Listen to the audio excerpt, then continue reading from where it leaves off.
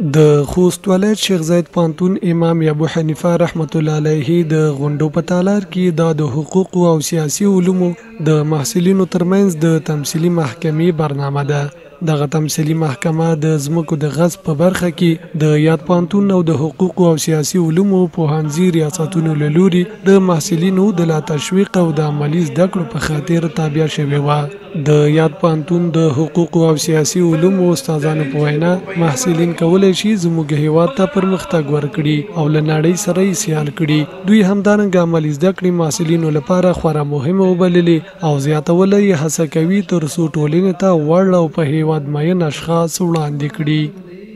یو ملک ستره شتمني ستره سپین زر نه دي، معدنیت نه دي،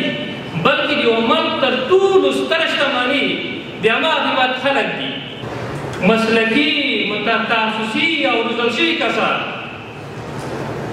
دغه ډول کسان کولی شي چې یو ملک ته نجات ورکړي، یو ملک د نورو هیوادونو سره سیال کړي، یو ملک مشکلات حل کړي. دغه تمثیلي محکمه هم د اسلامي امارت د هغه نافذ شوي قوانین چې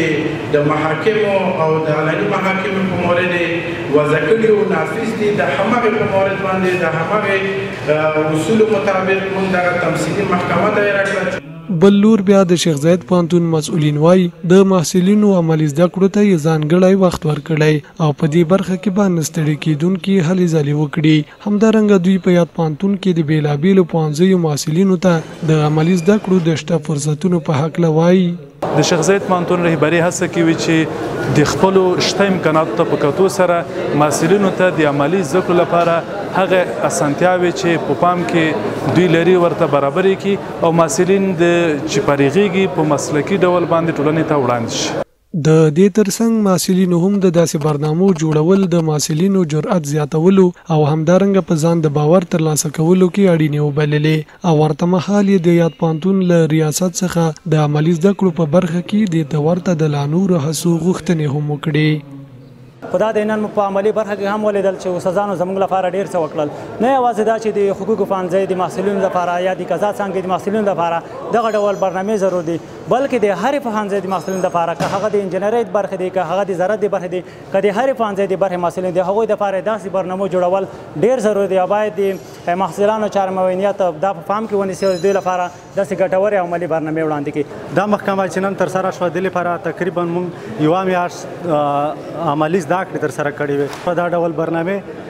د محصلینو لپاره په لاره اچول واقعیت دوی لپاره ښه ثابتېدلی چې دوی کولی شي په دې سره ښه روحیه